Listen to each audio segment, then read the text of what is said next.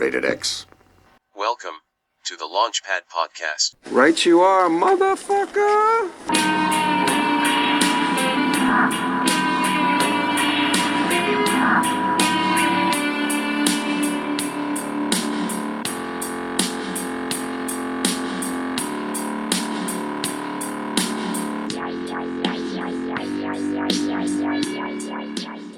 And we are live.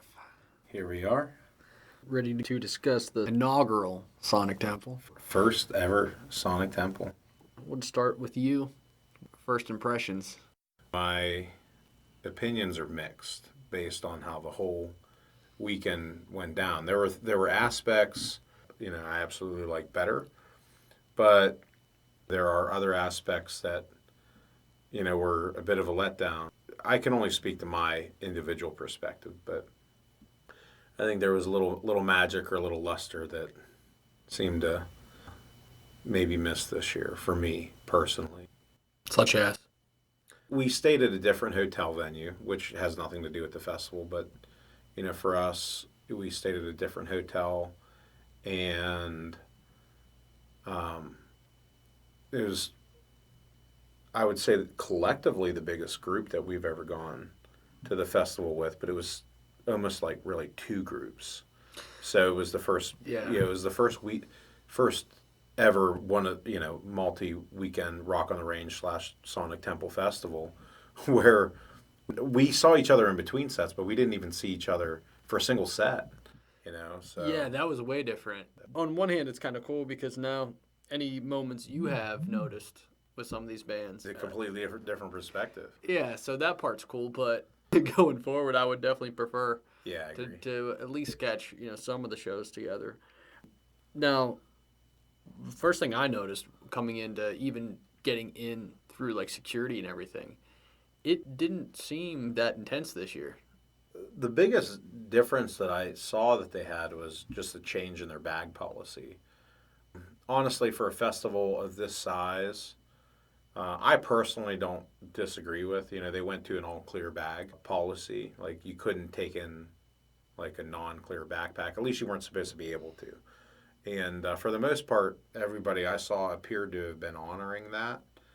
If there were any, I missed it. But for me, the fact that, I've had an orange drawstring Adidas bag that, I had used for at least 5 years of, going to this weekend festival. Yeah, the one that survived all the mosh pits and everything. Yeah, so that on a personal level was a little heartbreaking. On a big scale, I can understand why they went to the bag policy that they did. We went to the very first ever Rock on the Range, ignorant of it all, with no understanding of what to expect. So I had no drawstring bag the first year. So then I picked up like a $10 bag at the festival and thought I'd take that thing into a mosh pit, and that thing got destroyed immediately. So for first mosh pit, it was destroyed. So I left the festival, with the intent of going out and finding a drawstring bag perfect for festivals. So, and then that's where you and I ended up with our, your red and black Adidas and my orange and black Adidas drawstring bags, which have survived every festival, crowd surfing, mosh pit ever since. That impacted my personal experience, not being able to take that in. But in terms of safety and security for the well-being of the hundreds of thousands of people that attend over the weekend, I get it. Yeah, and I would almost agree because even though it kind of is a pain in the ass not to be able to take your own bag or one that you've taken in years past, it also is kind of comforting to me to know that you can actually see through somebody's bag. So, you don't have to worry about some asshole, coming in with an Uzi and trying to make the news by doing something crazy at a festival. But on the flip side of that, not to mix, but from going to Disney World, largest amusement park in the world, they don't have a clear bag policy. I could tell that they take security pretty serious. I think clear bag makes it easier and faster maybe for entry, but I don't know that it's improved security. I think actual improved security is rifling through somebody's bag. Yeah, is what I think. I don't know. I might have to just stand my ground on the orange drawstring bag, but things that I liked better. My initial impression was positive. walking into the stadium, seeing some of the giant banners and artwork that were hanging, that was cool. They had throughout the weekend a couple of artists like live painting, large giant pieces of artwork. I thought that was cool. Like there were things that were thought through in advance that I think were improvements and enhancements that I liked better.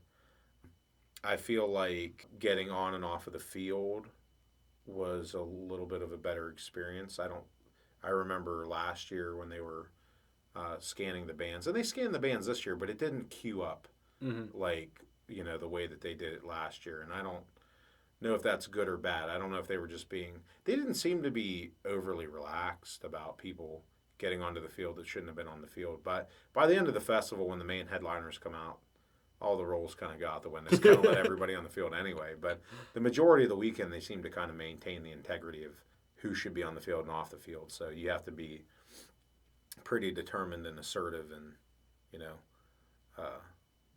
social a people watcher if you're really trying to get on the field without field passes. So you think the atmosphere was improved from years past? Yeah, I think the general atmosphere impression walking in was improved. There were a few artists that were big surprises to me. Artists in and of themselves are, that's its own thing. But as far as festival atmosphere goes, I like some of the changes that they made artwork-wise. Beyond that, I didn't see it. Food vendors, I think there were some improvements in food diversity and vendors that they had there. Yeah, I'll vouch for that. We had some New Orleans gourmet grilled cheese. Oh, and they had like just a ton of different combinations you could pick. Yeah. But I had the pepperoni pizza grilled cheese one. Oh my God, man. That was just hands down the best grilled cheese sandwich a man could ask for. It was just nuts. But I also thought like the alcohol and stuff, they had definitely had a lot more options with that. But kind of like you, I mean, outside of like those big like art murals and the vendors and stuff, the merchandise seemed about the same. Yeah. It kind of seemed to me, even with the layout of the stages, kind of like business as usual. Yeah. The one stage, which in the past had been like the smaller stage, and it still was to a degree, I noticed that they didn't make you walk around to get to it. They made it so you could just kind of cut straight through from the main field to that stage. In the past, I'd always called it stage 3. Yeah. But they rename these things every year. But main stage is stage 1. The second stage, not the main stage, but the bigger of the two side stages, stage 2.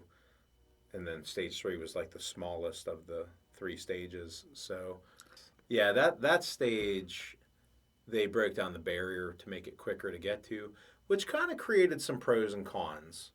There were some pros, but what would be the biggest con?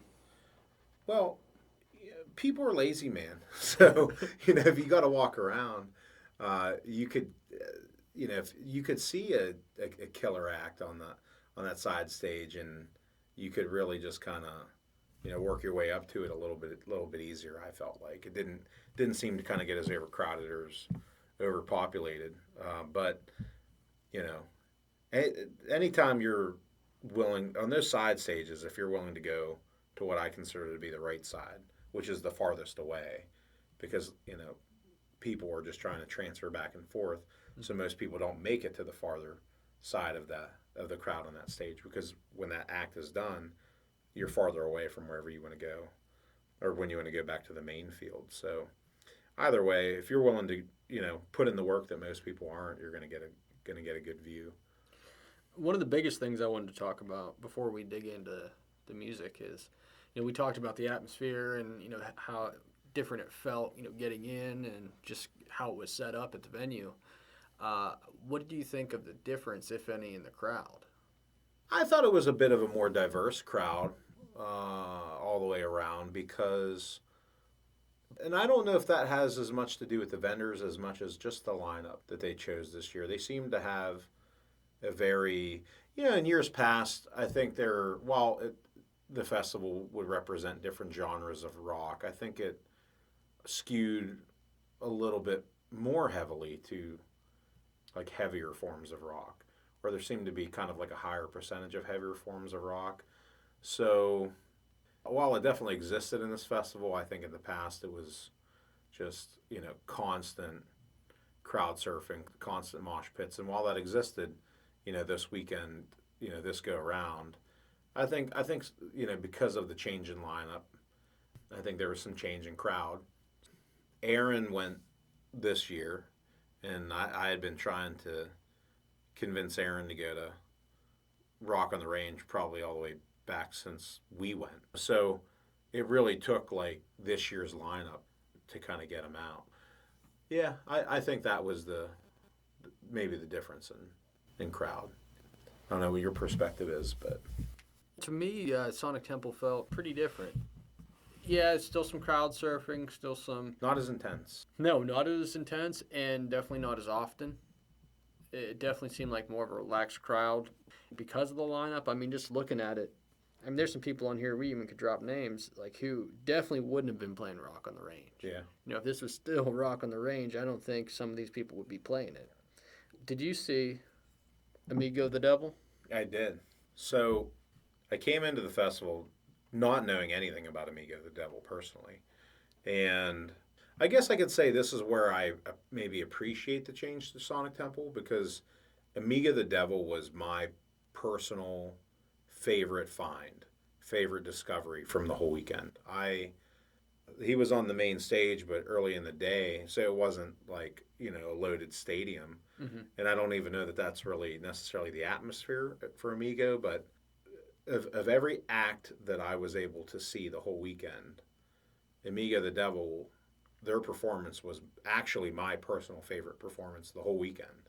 So, I don't know that I would have seen that or experienced that without the changeover to Sonic Temple, but I think a mixed bag is probably the way to describe the first ever Sonic Temple. And it's a change, and I think, like with a festival of this size and scale and nature, to make substantial changes, I'm sure, are going to be a learning curve. But, honestly, but from a consumer's perspective, I'm not going to make excuses really in any way, because you pay a hefty price and a lot of investment between your hotel and travel and tickets, for entry. So, and in fact, there are probably people that are like flying in, from other places. So, really, there are a lot of people that get a lot, including ourselves, but there are definitely people that get a lot invested into that weekend. So, to miss little things or to have a letdown, I wouldn't excuse it. They have the financial resources to make it the greatest, if not one of the greatest all-around festivals in America. So, if they fall short in any way, then that's on them. Well, with Amigo the Devil, we saw him not play an official set, but coming back in on, I believe it was day 2. They do these like Zippo acoustic little kind of side performances.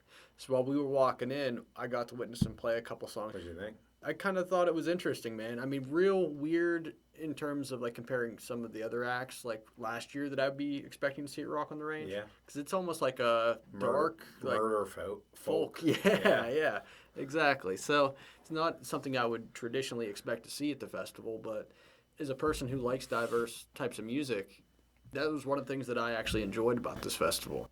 As much as I like some of the hardcore metal bands and things like that, over the course of a 3-day weekend, especially if you keep coming back, it almost feels good just to have a change. I just agree. welcome it every time it happens. Just to have options. If you have 3 stages, so why not have like one rock band play and then one more kind of alternative, experimental band just to give people some variety.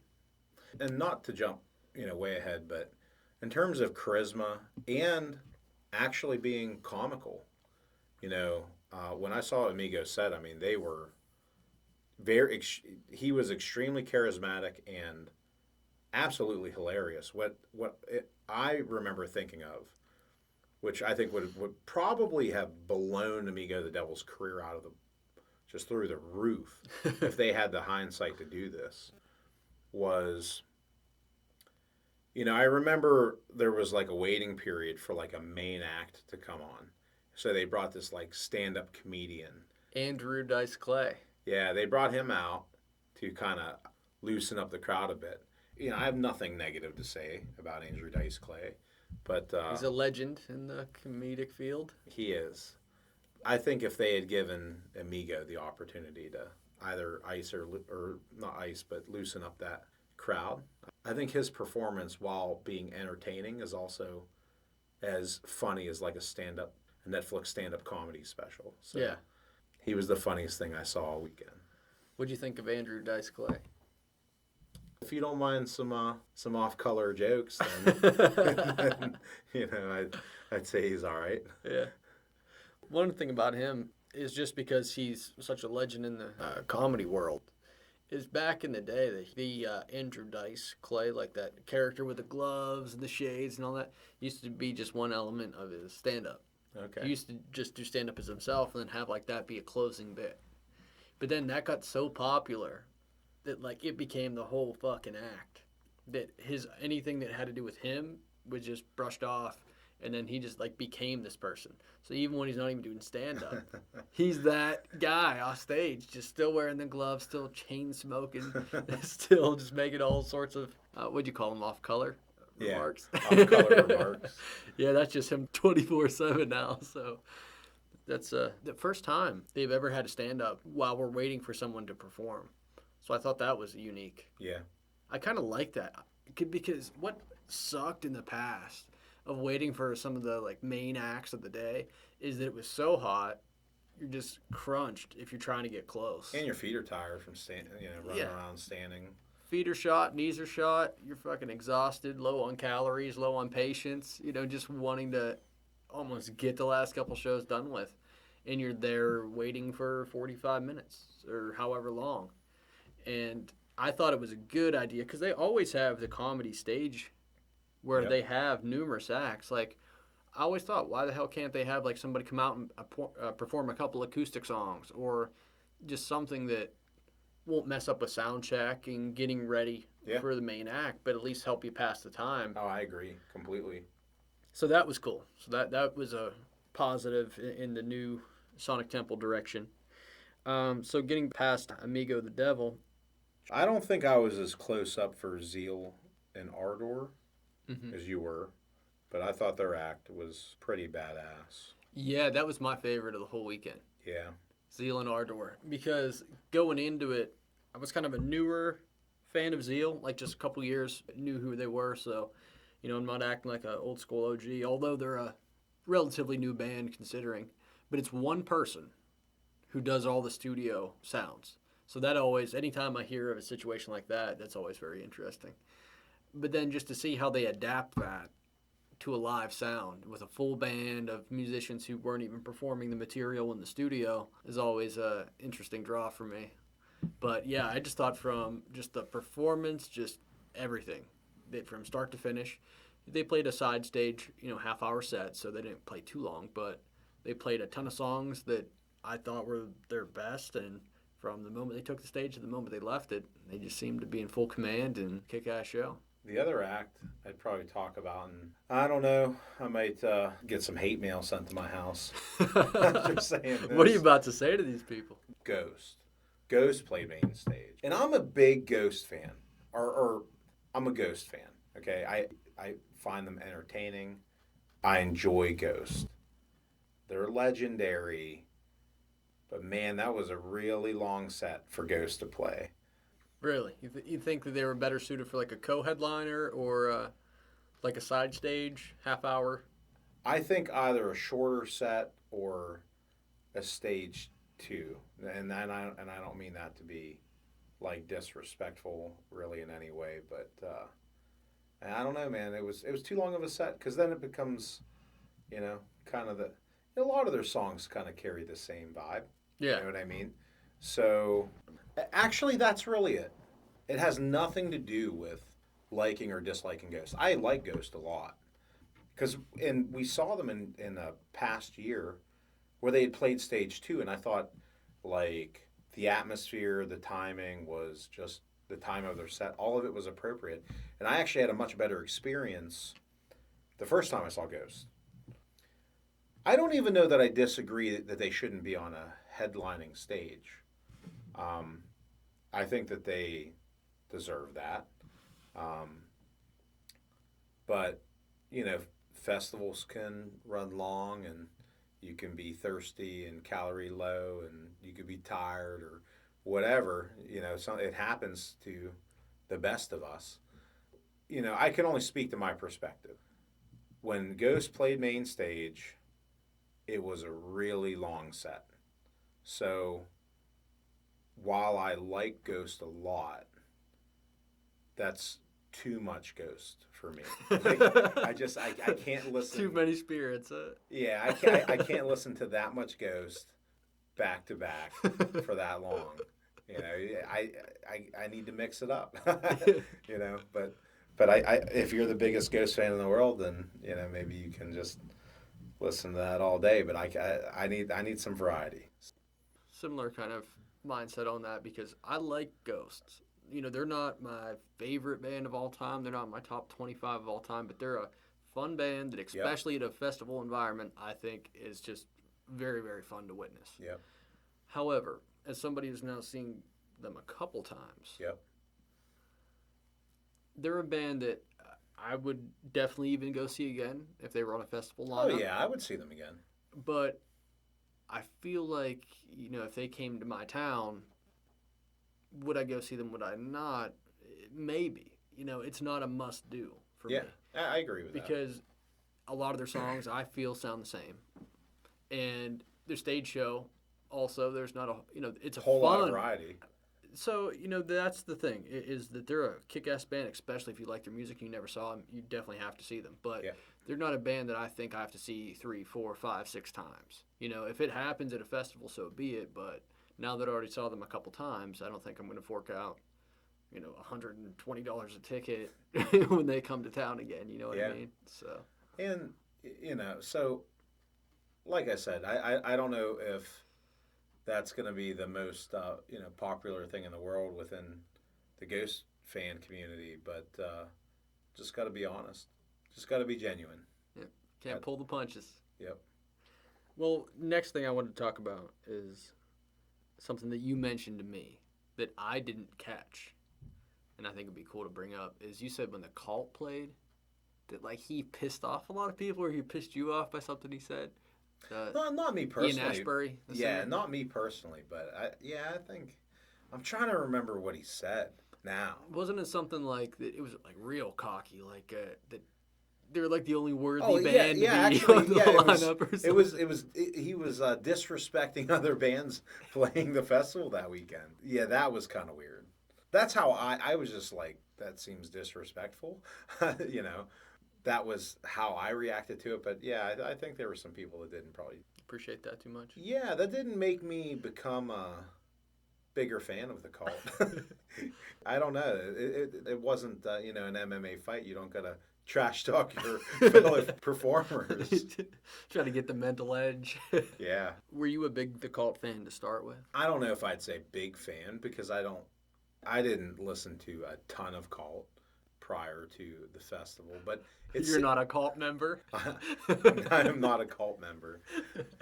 It seemed to kind of something seemed to kind of line up leading up to this festival. I remember just doing a little bit of house cleaning. I still have a pretty sizable vinyl album collection, but I had a vinyl album collection that was getting, I think, unreasonable. So I ended up going through my vinyls and trying to decide, what do I really need? What do I really want to keep? What do I just want to, get rid of? And I cut my vinyl album collection probably in half, and I kept the good stuff from, what was within my collection. And oddly enough, there was an album in there that I didn't even realize that I hadn't come across it before. I discovered that I actually had the Sonic Temple on vinyl. The Sonic Temple? The Sonic Temple album from the Cult. Oh, yeah. On vinyl right shortly prior to going to Sonic Temple. When I went through my entire vinyl album collection, I actually discovered that almost towards the very end, that album was in my collection, and I had gone sorted through my vinyls. I feel like within a month of going to this festival. So Oh, that's interesting. it was interesting. From a music perspective and in the time period, yeah, I absolutely respect the cult and where they came from and what they helped kind of forge, in the world of rock and roll. But yeah, I don't know that just when they performed and insulted some really talented bands that played that weekend, that just caught me off guard. Oh, definitely. Well, one thing that before we shift on the cult is that I always thought was kind of interesting about the cult is that for a while, to my understanding, they were broken up because their singer Ian Ashbury was filling in. Well, I don't want to say filling in, but Yeah. the remaining members of the Doors, since Jim Morrison's been dead forever, they got together to play some shows, and they actually had Ian Astbury do the vocals. And so he was doing that for a number of years before coming back to the cult. And they've always been a band that I think of like a couple songs by. Yeah. I don't know a whole lot about the cult, so I'm not going to sit here and act like an expert. But Same. if you're playing that festival, who has a history of harder bands and stuff playing, it's almost just like a dickheaded move, just to like deliberately, Yeah. try to cut down the festival. It's like paying you to play there. They named the festival after your damn album. Exactly. So just to like throw shade at it, I think is just kind of ridiculous. In bad taste. Yeah. Yeah. Totally unrelated, but just this talk about the cult today. I got to tell you, when just for a really random reason, we ended up having to stop down at the courthouse in town, and there was a guy I saw. I don't know what made me think of it. Maybe because he seemed like a guy that would just like listen to the cult. There was this guy. You look like a cult member. Yeah, there's this guy. He was in his car on Main Street, and I feel like he was blasting either some like 70s or 80s like rock. I couldn't hear the exact song. It was just like it felt like 80s hair metal, just almost Fist like bumping. fist bumping rock. And Put on your jean jacket. Just fist bump. yeah, man, it was like a concert in this guy's car. And to show how hardcore this guy was, yeah, I mean, he was dressed the part, he like his leather jacket, his attire. I mean, his whole sense of being was like from this era. And it was so loud in his car, like he was just having a concert, like an 80s hair metal concert. He was sleeping. He was sleeping with this just rock and roll just blasting in his car. So that's something about this discussion just made me think of that. Well, I'm glad it did. I always love hearing stories like that. Yeah. Some of our interesting people that live in this town. So, what did you think of Papa Roach filling in for the Prodigy after? Once again, what is it with this festival? It seems like almost every year somebody kills himself before they're supposed to play. Yeah, man. I think that they did what they could, to honor the Prodigy, and something that really had kind of opened my eyes a bit. So when I was younger, like I thought if I could have like any job in the world or like a dream career way of living, I used to wish that I would be like some famous like guitarist, singer, member of a band. I used to like idolize it as a kid. And there was actually a documentary on Netflix that really, I mean, I feel like I had some perspective, but so like I remember you actually had me check out a movie on like the life of John Frusciante.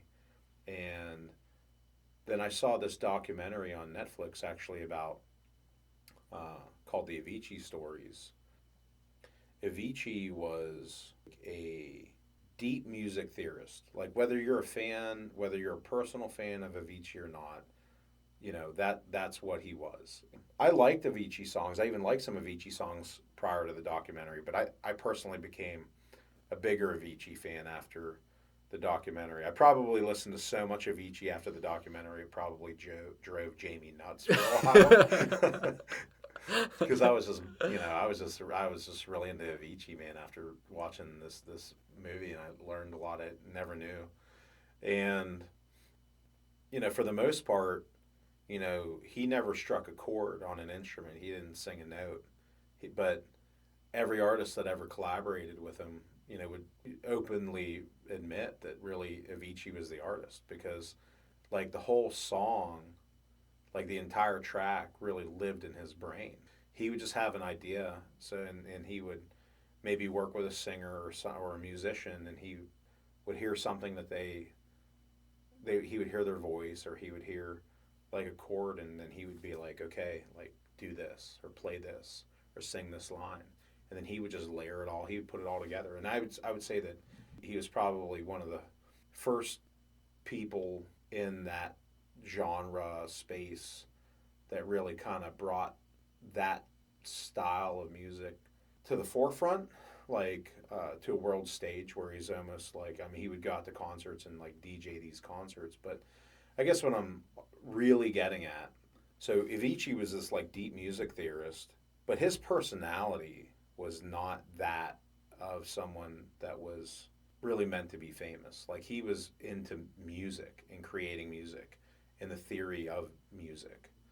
But being famous actually caused him tremendous amounts of anxiety. So in a like 2.5 year period of time, he had played like not quite 900 shows, but he had played well over 800 shows. And that probably included a period of time in his life where he took off almost like 6 months. I mean, there was a period I know that he went through, like, where he was developing so much anxiety and depression from his life that he was living. That's a whole side of being a famous musician. Like, when you go to these festivals and you see these musicians, like, sadly but truly, like, going out and committing suicide, and not being able to understand it. Well, I think that, if not from personal experience, I feel like it's just not having an understanding, a true understanding of the potential life that this person's had to live. Because whether they are famous or were famous and fell from grace or whatever, if you can imagine you perform in front of like a packed crowd, like a packed stadium for hours, which would require so much energy and intensity to even do that one time. Mm-hmm. But, to perform and maybe to do that one time or a couple of times would be the experience of a lifetime. But to do that, to do that one day, and then immediately hop on a train or a plane, and then you're in another city, another country the next day, and every single day you're waking up jet lagged, you're different time zones, different places, different languages sometimes. Different languages. You're meeting these fans, but you're also, man, meeting like really total strangers. And there's 365 days in a year, so to play every single day for 2 years is going to put you to a little over 200 shows. So, within a 2.5-3 year period of time, Avicii had played close to 900 shows. The whole point of this kind of relates back to, some of the really talented artists that we've seen, lined up to come play Rock on the Range or Sonic Temple that committed suicide really shortly prior to the festival. Yeah. And we've seen it happen several times now. I feel like you almost have to live that lifestyle or be in that world to truly understand it. I can understand it now from an outsider's perspective, not from living it, but I can empathize with it. Needless to say, I do not envy that lifestyle. I would have no desire to live that lifestyle. And that's the thing. And even with, we talked about John Frusciante and Avicii and different people, but they just absolutely seem, for whatever reason, even despite tremendous success or tremendous talent, they cave in. Just like the pressures, like the external pressures of maintaining greatness and like, oh, this album was good, but the next one better be Well, better. yes. And then you got all these people. If you became popular, now all of a sudden the pressure's on you. You can't go fucking anywhere. Well, Like yeah.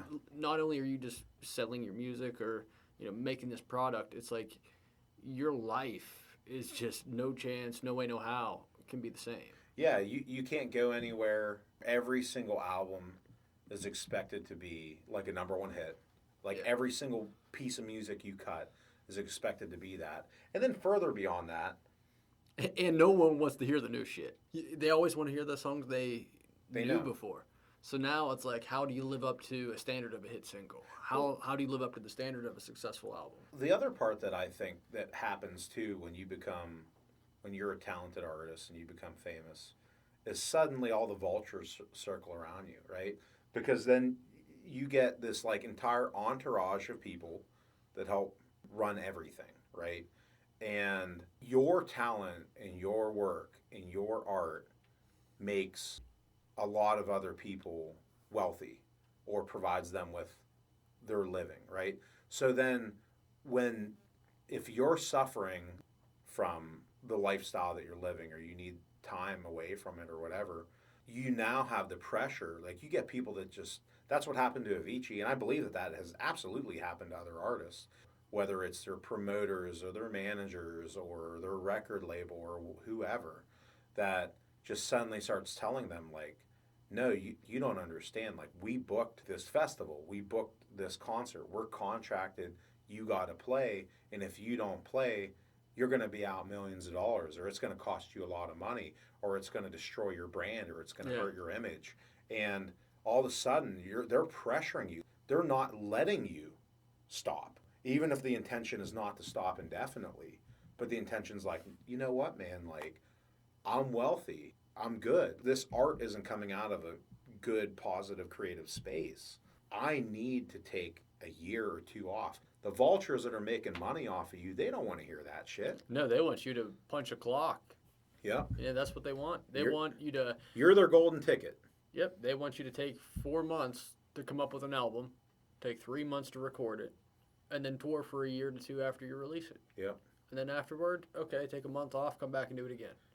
And just to think about like going on tour, as people who admire traveling and want to go to places and have been to places, can you imagine being on tour? Like, okay, you have 150 dates booked. And somebody who has kids, and some of these musicians do too. Yeah. Being away, traveling from country to this, not seeing your family for 4 or 5 Months months, on end. that just has to wear you down, I would assume. I think your first tour, or like the first leg of your first tour, would be exciting and one of the probably just most amazing experiences ever. But after that, it's Yeah, gonna like lose, after like one go around where you go everywhere, experience everything. it's going to lose the luster. Yeah. So I think to give a perspective of how much money other people make off of these artists. So a couple of our personal favorite artists. So I looked up the net worth of Maynard. I just did a quick search. So his net worth is $60 million. And Taylor Swift's net worth is $360 million.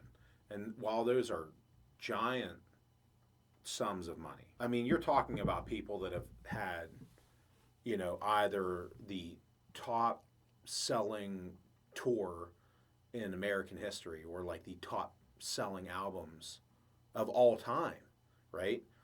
And while I'm sure it would be amazing for any human being, right? Or maybe not any, but I think a lot of human beings would be like, yeah, I would love $60 million. I'd love $360 million. But yeah, like put that into perspective for a minute. If you just compare that to the elite wealthy of America and the world, right? Somebody that's worth $1 billion, 1,000 million, or you have like, some of the richest people in the world, you get somebody that's worth $100 billion, right? So the first year Jamie was here, she came to rock on the range with me, and she actually ended up becoming a bigger fan of rock and getting into it. And now she loves it. Like she would go to a rock festival, no questions asked. Yeah. But she wasn't on board with it starting out. No. And so I remember, and I put her through her first rock on the range, and she did that for like an entire weekend, which is like 33 hours of just straight rock music. So she was like immediately not indoctrinated, but it was just like she was punched in the face with rock and roll, for an entire weekend. And so in turn, when we went to Ireland, she made me go to a Taylor Swift concert with her. And Did you get punched in the face with some T Swift? I'd have to say so. It was quite an interesting experience. I have nothing bad to say, and if I did have anything bad to say, I'd probably get murdered by the millions of Swifties fans that are out there. So, Yeah. but here's what I will say, because its genres are totally unrelated. What my point is, the stadium that we saw her perform in Europe was a giant soccer stadium. So, soccer stadiums in and of themselves are vastly bigger than even a football stadium here, right? American football. So, we went to, it is the fourth largest stadium in all of Europe, right? And she didn't just fill that stadium one day. She actually filled that stadium 2 days back to back. So to imagine someone who fills stadium after stadium after stadium and sells like album after album after album and probably sells merchandise on a level that is just mind blowing. To hear that these artists who are selling more than any artist you can really imagine in the music world, to hear that like their total net worth is just like actually a fraction of that of the elite wealthy, I think says a lot.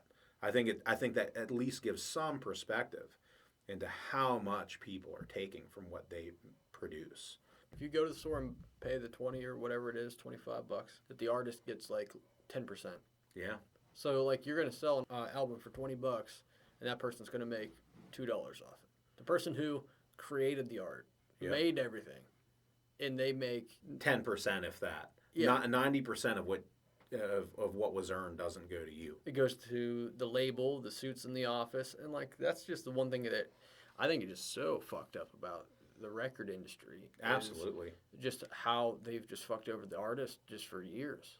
Well, that's kind of an interesting topic, and whether you are a fan of her music or not, something I think that is interesting and smart on Taylor Swift's part at this point in her career, right, is her old music that she like made her famous. Or she doesn't own the rights to any of that music. The rug was pulled out from under her, so to speak. So, as she's gone on in her career, she's learned like the importance of actually retaining the intellectual property rights, the digital rights, which is actually much harder than it sounds. Yeah. Of owning the rights to your music. Dude, the fucking Beatles don't even own their own rights to their music. How insane is that? That is like nuts. Led Zeppelin. They're owned by a fucking corporation, dude. When a song's played even now on the radio, the majority of the royalty goes to the suits. Just a quick comment on the Beatles, since you brought it up, made me think of something. There's a movie I never heard of it, but we have a new video on demand that came out. So I was going through, just checking out the movies that are available on demand currently, and I saw this movie called Yesterday, and I just watched like the preview, the trailer for the movie, and it looks really interesting, man, and entertaining. I can't speak yet from watching it, but it's like high on my list to watch this movie because the whole premise of the song is this guy's just kind of like cover band artist. He's like playing just little kids' birthday parties or just playing like little gigs, and he's like, yeah, man, if I haven't done it by now, I may as well just kind of throw in the towel. And he wishes for some kind of magic or whatever. And then he like wakes up the next day, he's hanging out with his friends, and he sings the Beatles. They're just hanging out at a table, and he just starts singing like a Beatles song. And someone at the table is just like, oh my God, like that's the most beautiful thing I ever heard. They look like they're about to be in tears just listening to this song. And they acted like they had no idea who sang the song. Yeah. So he the premise of the story is he wakes up in this and all of a sudden the Beatles never existed. Like he starts doing Google searches for the members of the band and the band itself, and they never existed. I know what movie you're talking about. Danny Boyle, who directed 127 Hours, that movie where James Franco gets his arm caught in that canyon with a rock and has to off it. And he did like Slumdog Millionaire and 28 Weeks Later, the zombie movie. He's done a lot of good movies. He's the one that made that movie. Because I actually just read about it the other day. It's crazy we're talking about this now. Because I was just looking up Danny Boyle movies. I think we watched one recently or something like that. And I saw the premise listed about, this guy who's in a band and all of a sudden the Beatles never existed. And then he can just kind of step right in and, take credit. So I'm intrigued to see where that's going to go. Yeah, I'll have to watch it. That sounds cool. So what did you think of System of a Down? I was not disappointed. I really enjoyed System of a Down. And in fact, I don't even know where I ever heard it, but some years back, I guess the reason that I personally never took an interest in seeing them live, even though I'm a fan of their music, was like some people, I couldn't tell you who now, had told me like, oh, they're not good live, or they were just kind of trashing on System of a Down performing live, and who knows, maybe there was or wasn't truth to that. Maybe they saw them at a completely different point in their career, or I couldn't tell you, but so I kind of always shied away from seeing them live. And then I remember, I think you had said like, oh man, I don't know. I saw some videos on YouTube of them live and they looked like they were pretty good. Yeah, there were some of the ones I watched because with every album, they do their own tour and play different sets. So I pulled different videos live from each touring cycle that they did just to kind of see what they have. And yeah, it was pretty spot on. Like every video I pulled seemed pretty good to me. So that kind of had my mind made up about actually going to check them out. The very first song that they played, but the very first song that they ever played had me worried because he made a bit of a mistake, and I don't know if his voice hadn't loosened up yet or what. I will say I don't feel like the first song they played was very good, but after that, the rest of the performance, just I thought they were amazing. While they were the reason I went, they weren't my favorite performance of the weekend. Oh, they weren't my favorite, but I think they were really good. Yeah, they were good. I mean, I'd love to see them again. Yeah, same. If they switch up the set list a little bit, I would totally check them out again. Now, did you get to see Bad Flower? I did. We've been talking them up for a little bit in terms of more of a kind of classic rock vibe. And I got a chance to see them at Sonic Temple and also Louder Than Life this year. What do you think? Is it a live performer? I think they're there. They always seem to put on good shows and everything. As somebody who does like watching them live, I am still kind of waiting for the next big new song. Yeah. Some of the songs they're playing now are definitely, there's a mix of some of the original album, some of this newest kind of album they put out. But I don't know if you listen to the full new album the whole way through or not, but I only found a couple tracks I liked. It wasn't the follow-up that I was expecting. Yeah, I thought they were going to really step on the gas and get a couple more really big songs. But I demand that every song that they release be a #1 hit. You're never coming off the road, guys. You're going to live on the road. We got to get the most out of you. Talking about Sonic Temple, this is also the only year I didn't go back watch the headlining act. I didn't watch the last performance of the whole weekend. Yeah, Foo Fighters. Because of what happened. And I'm a Foo Fighters fan. I wanted to see them live there. The way that things went down. Well, shit, we might as well get into it now then. So, no different than years prior. We had another evacuation. Like clockwork. I mean, what did you think about this year? Did you think it was warranted, or do you think it was just a bunch of bullshit? I think the initial evacuation was warranted. People always get pissed that they have to evacuate the stadium. But in reality, you have tens of thousands of people in a giant metal stadium. Not this year, I think last year, it was like a storm formation that was 90 miles wide. Yeah. So everybody will bitch and moan and complain about having to get evacuated, but what would happen and what would people say if a group of people were killed to death because a lightning bolt killed to death? But just like they were killed and then they were dead and it killed them to death. But that is a valid point though, because I mean, at least with this year, we were Ubering down and back. Yeah. So with doing a ride service, Oh man, that had to be a fucking experience in and of itself. yeah, so that was a little different in terms of the evacuation, because we had ponchos by the time we were waiting around, so it wasn't the worst case scenario. Yeah. But I definitely could see the folly in that. I mean, if you're exclusively using ride share services to get to and fro, in terms of a cancellation, I definitely. Do you mean like availability to get out, or do you mean like skyrocketing prices? Both, everything that you can imagine, because when there's an evacuation and that many people leaving, you got the parking lots just pouring out. So there's just a ton of traffic. Everyone's trying to leave at once. Yeah. And then it's hard for ride shares to even get in because of the traffic. So you're waiting, and if it's still storming on you, you're waiting through the storm. And plus, due to the demand, the price is going to surge a lot too. So with the evacuation, when we left the stadium and went back to the hotel, it was just so late by the time they resumed, and also a pain in the ass, frankly, of just getting in and out of there, that we just forewent the final performance and kind of partied at the hotel. The evacuation was necessary, but I feel the way that they handled the evacuation this year was a complete and utter shit show. Last year, in my opinion, the last Rock on the Range had a bigger storm that they actually had to cancel for, and they were able to get the festival resumed. And every single band that was scheduled to play, they got back on to play. There were a couple of sets where they maybe shortened the set time a little bit early on, but then the main act came out and they didn't shorten any of the main act sets at all. So while I think the initial evacuation was necessary, I think that they evacuated for too long. I think after it was clearly safe to return back to the stadium, I'm not on the side of running this festival.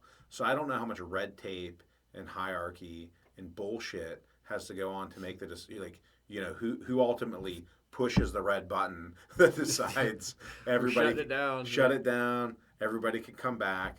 Yeah, I don't know what that process is, but I can tell you from my perspective that I believe the evacuation was necessary, but I think the organization, the communication, part of it this year was just a shit show, because you leave the stadium and you're like watching, right? You're checking their Facebook page, you're checking the app, like come on, it's almost 2020. It was 2019 when this event happened. Send some fucking push notifications. Like this isn't rocket science. Yeah, come on. It was clearly safe to return. They could have safely re-entered people back into the stadium. I think part of what also made us decide, like, fuck it, it's not worth it. They had cut so many acts out of even playing that were going to play. Yeah, the only ones that were coming back was Joan Jett and Foo Fighters. Oh, the act that I remember I was so excited to see live because I wanted to share it with Jamie. I mean, I was excited to see them because I'm a fan, right? But Jamie had never seen Bring Me the Horizon live.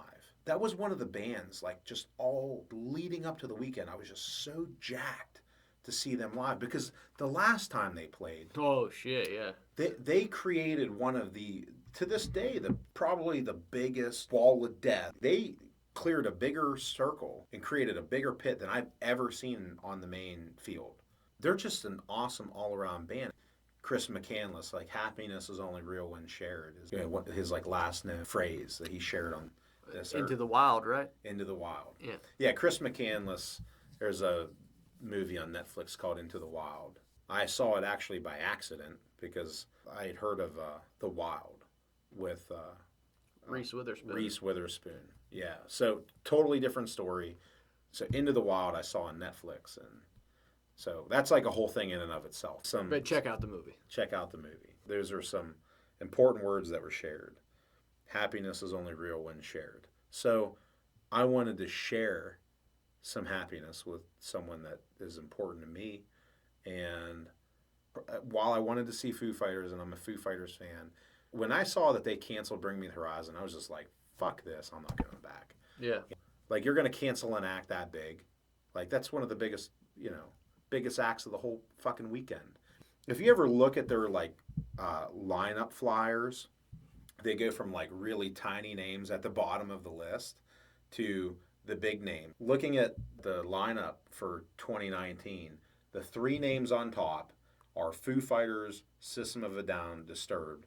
And then on the second line down, in the second biggest font, is Bring Me the Horizon, The Prodigy, and Ghost.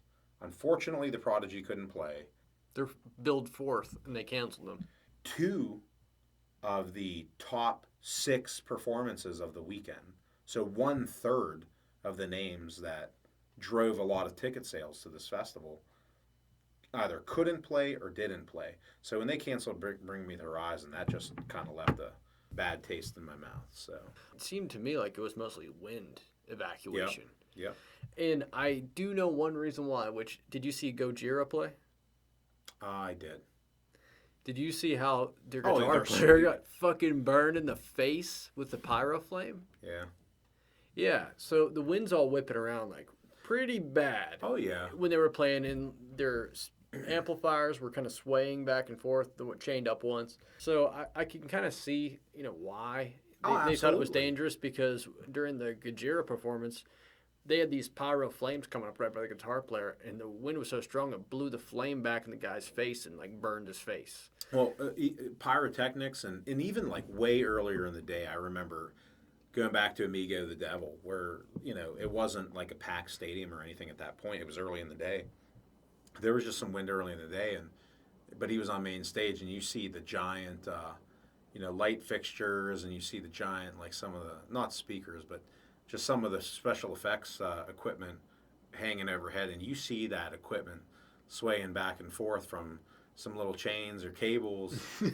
I'm sure while they're rated to hold it up, who knows what the wind rating is on the tension of those chains. So he had even commented about it at one point in his performance, like, hopefully this isn't my last performance. So I understand, for the safety of the artists, for the safety of the people. I know why they had to evacuate, but what I remember is by the time we actually got out of there, had about died. Yeah. So it was almost immediately after evacuating that it was done. They could have just opened shop and just opened up shop again, let people come back, because it didn't take long for it to pass. It didn't. And then they waited hours. Didn't communicate and waited hours to bring us back. So I think it was a great festival, like, starting out. I think there were a lot of creative ideas. I think there were a lot of cool additions to the festival. But, man, those last couple of hours, they fucked up, And I say that as somebody, as a couple of people, who have gone to this festival for, like 6 years in a row. And been fucking evangelical about it. Yeah. Just telling everybody, like, big promoters of the band. Recording podcasts about it, for God's sake. So, for us to say that, yeah, they fucked up. Yeah. Were there any huge misses in terms of the lineup that you were either disappointed by or just flat out didn't think had a reason to be on there in the first place? So there's a couple. I believe it was Ashley that had pointed out something about Lamb of God. I like Lamb of God, but she had specifically mentioned seeing them recently prior, and it was the exact same performance. Like, not very, they said the same things. Yeah, not even just the same set. It was the same interaction with the crowd, like word for word, apparently. So if that's the case, they definitely lost some respect in my book. Big Parkway Drive fan. I was happy to see them live. You got to like, heavy music to like Parkway Drive. While they're good in a recorded studio, I feel like Parkway Drive just has to be experienced. They just come out and like punch you in the face from like the moment they come on stage. Did you happen to see Meshuggah play? I did. What are your thoughts on Meshuggah? I thought they were fantastic. I thought they were probably in my top 3 Oh, the whole weekend. One of the acts that I really enjoyed seeing a lot was Tom Morello. So there were like 2 guitar soloists. Those were some of the performances I had looked forward to the whole weekend of seeing the most. I remember that they had them play at the same time. So you had to pick or choose. I didn't care for that. We personally ended up going to see Tom Morello. They didn't disappoint. Avatar, it was awesome seeing Avatar again. As always. As always. It was cool seeing them on the main stage this time, too. They deserved it. For sure. That was definitely a highlight of the weekend. What'd you think of Hailstorm again? Business as usual? Yeah, for sure.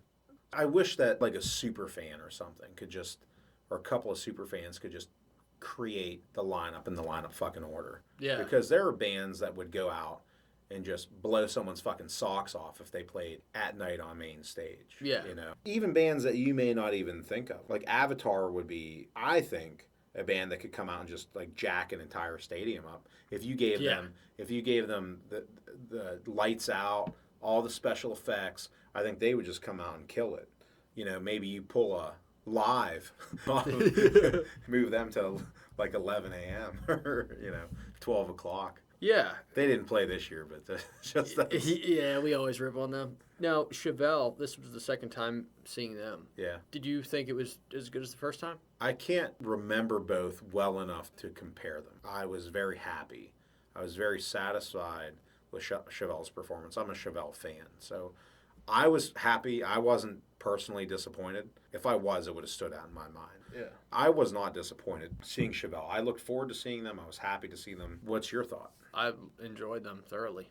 I think they're one of the best live bands out there right now. Yeah. They always seem to bring it, man. They always seem to have a consistent level of execution as well. They're not one of these bands that, if you see them on a Monday, they're good, and you see them on a Friday, they suck. You know what I mean? Yeah. They're always very consistent. I feel like to be a famous, successful music artist, and unfortunately nothing ever necessarily prepares someone for it, I feel like to be able to handle the life of a rock star, I feel like you have to almost have that mentality, like business as usual. Mm-hmm. Like we're going to work, almost like a successful football team, or or a successful professional athlete, the way that would be treated, right?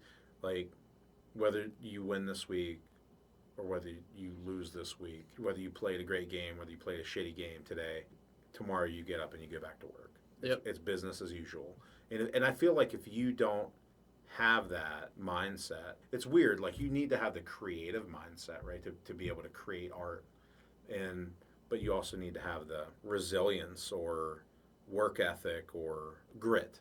I don't think you could live the life of a rock star without and sustainably manage that life without being a gritty, resilient person. So I'd have to say it requires a special and unique individual to be able to be those things. Agreed.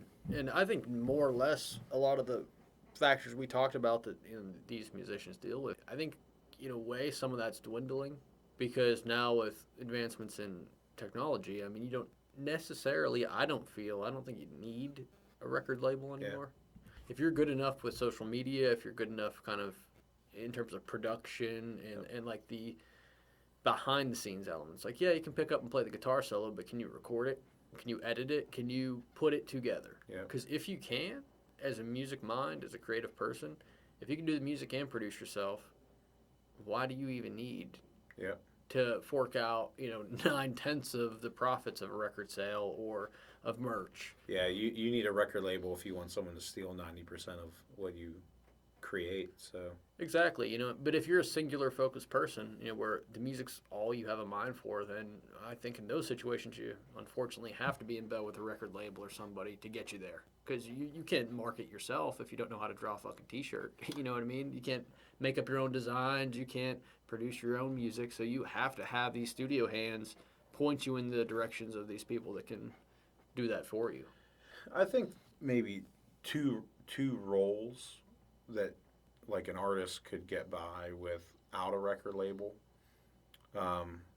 would be if they had like a top-notch promoter, or just someone that's out just beating the door down, like ringing people's phones off the hook, like just someone who's just out cheerleading. As talented, say, as Avicii was, like starting out, it was really his like promoter that just went out and just like hyped the shit out of Avicii to people. Like just got, it was his promoter's charisma that kind of helped launch him, right? But but also ended up kind of maybe being a bit of a downfall later on when he kind of wanted to step away.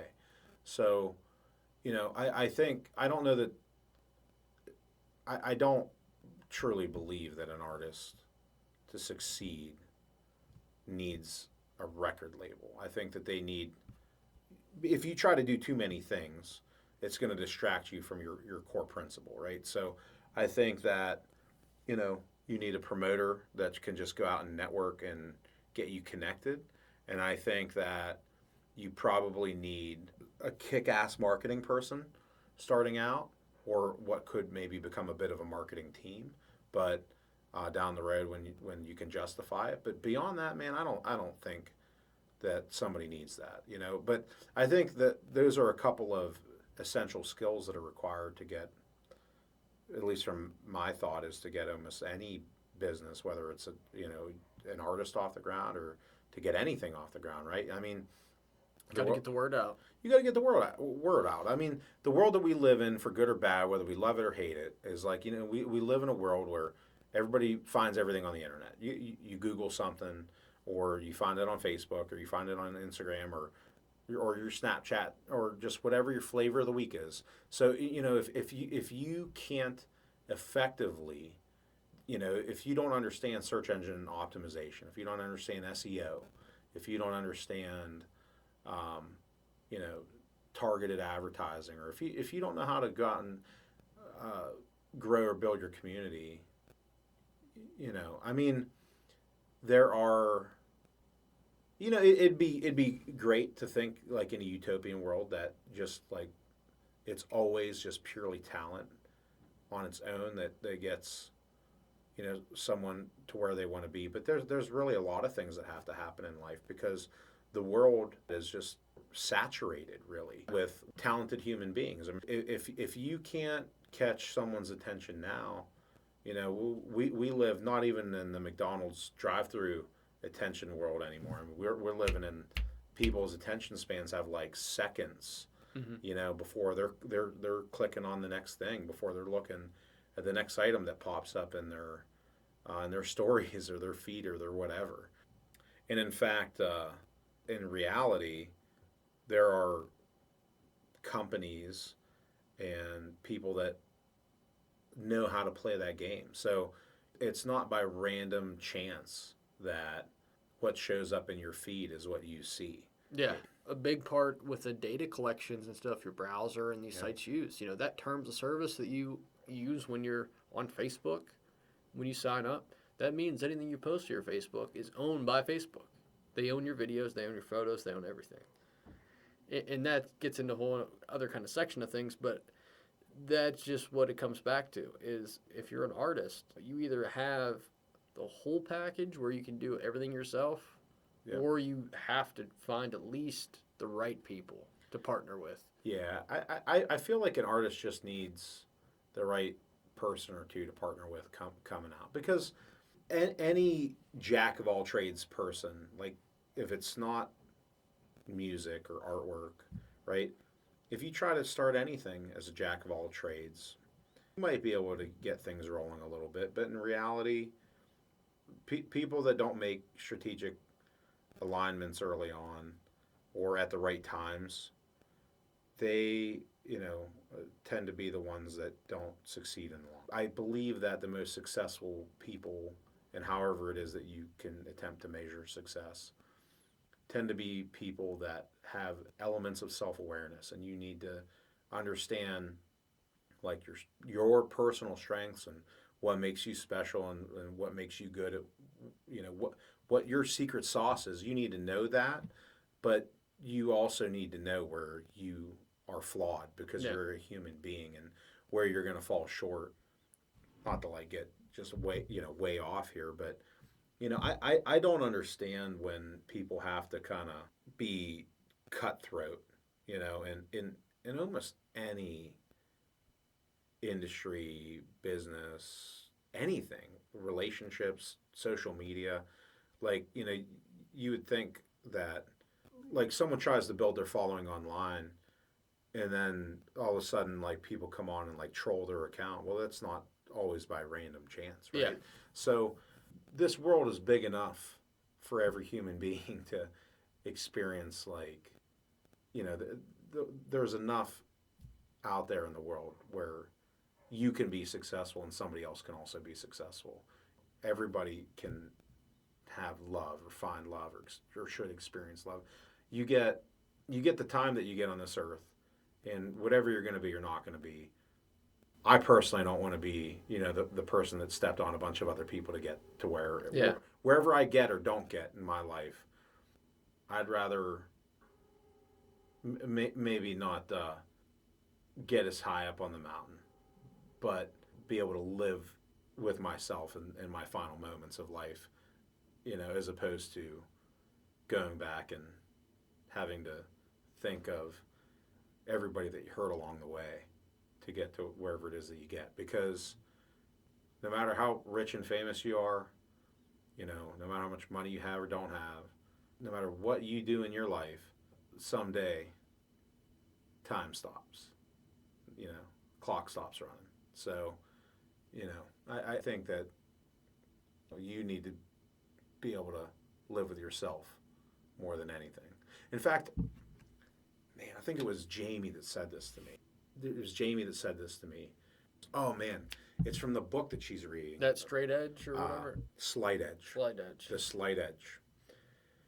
And he had talked about how a person at their, when they pass away at their funeral, that out of all the people that, you think your life comes in and who's going to show up at your funeral, your viewing, right?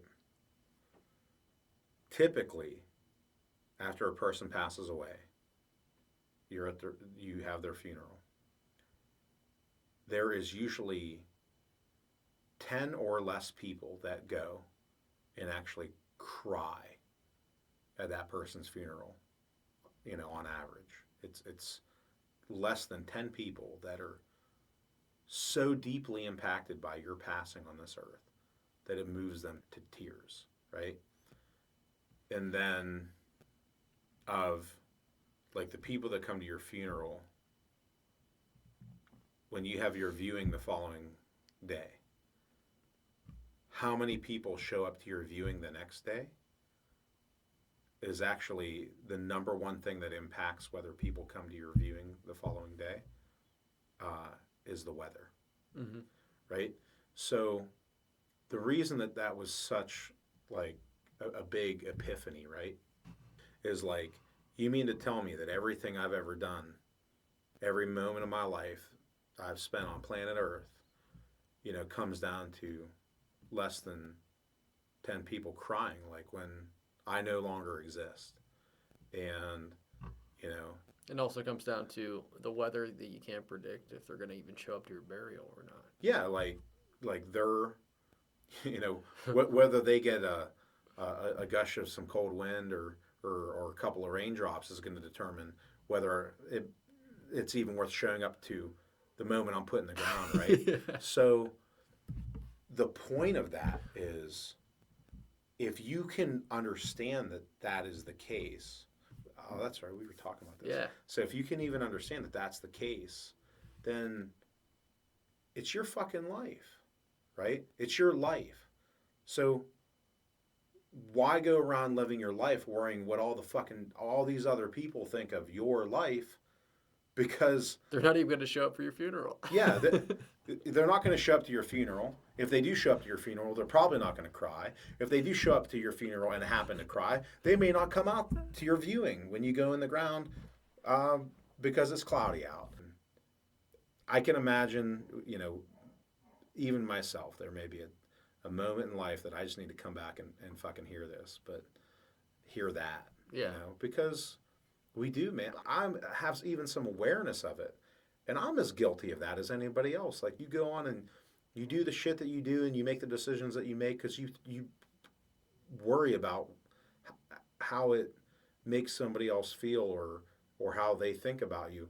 And I'm not saying that we should just go around being... Fuck everybody. Yeah, I don't mean like you should just go around and be a condescending asshole. It's just, like a narcissist or whatever. I'm not advocating that, but I mean, what I'm getting at is that knowledge should be liberating and freeing you to at least live your own fucking life. Yeah, but not everyone will see it that way, and that's the problem. Is because some people look at it that way. Oh, isn't it so sad? Isn't it so terrible that people aren't going to give a fuck about me? You got to look at it half glass full. It's like, yeah, if you want to look at it that way, yeah, you can get caught up in that disappointment and sadness that nobody's going to give a fuck. You can get caught up on it. Or you could be like, okay, well, now that I had the ending spoiled, that I know, hey, that's what I'm facing. Okay, what am I going to do as an alternative?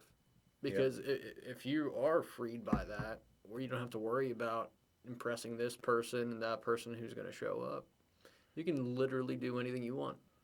You can have the ultimate signature of your own life, where you can just make any choice you want to make. You can do anything you want to do, and hey, at the end of the day, you gave it your best swing.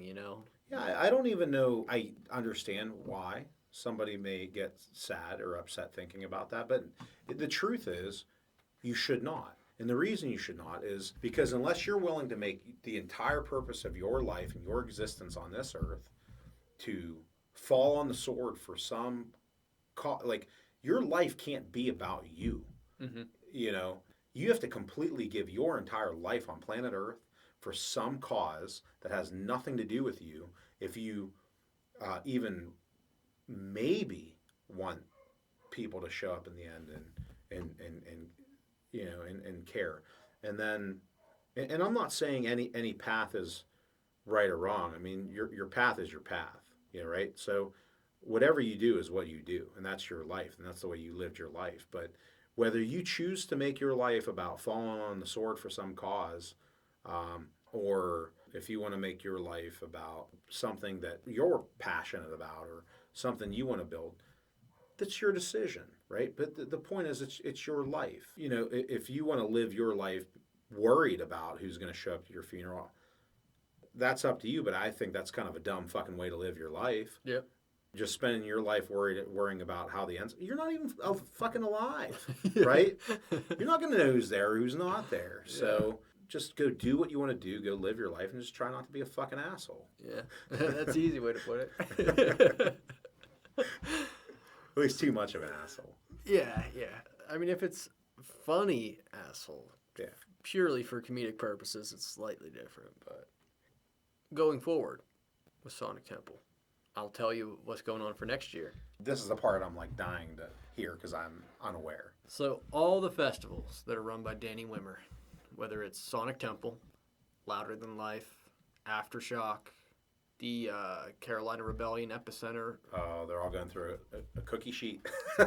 Basically, there's going to be a template for the headliners where you will actually see 2 nights of the same band.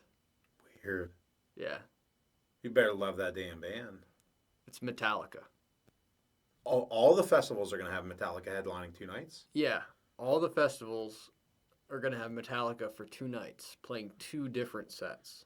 Could you even imagine having to be Metallica and just even fucking do that?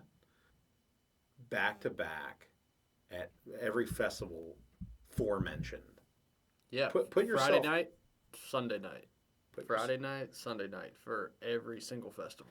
I remember when we saw Metallica live. I mean, they played for a couple of hours straight. Yeah, 2 fucking hours. How do you feel about that? I'm torn because I like Metallica. It's the same. I'd love to see him again. But the one thing I know is it's not just as simple as, hey, Metallica's playing twice. I mean, there is like a premium cost that comes with seeing Metallica once, let alone twice. And from what I've heard, the ticket prices are like over double of what they were in years prior. So that's one of the drawbacks for me, man. We won't get into it too lengthy, right at this individual podcast, but when we talk a little more about Louder Than Life and just kind of comparing other festivals to Rock on the Range, is one of the things, to make a long story short, is I got discounted tickets for Louder Than Life at the last minute. I paid $100 for the weekend's tickets, which was a pretty good deal, considering. But just the fact that now here we are looking at Metallica for 2 nights, any festival you decide to go to, you're paying pretty good price to go. And personally, unless like I get a deal on tickets or something like that, Yeah. I'm not sure because not only is it just the ticket you got to think about, you got to think about the hotel and just a lot of stuff that Well, to see the same band play 2 nights of the same festival, I'm kind of torn because there's things about that I like, but there's also some more practical elements that you got to take in consideration. Whether because if you're paying double for a music festival, is it worth it to go to that festival or to like travel or do something else this year? I think you just have to see, or from my opinion or perspective, I just think that well, money is a tool, right? So like a dollar is a dollar, and you use that dollar for good or bad or anything in between. And so just like thinking about spending money to go to a music festival, right? You got the cost of the tickets, the cost of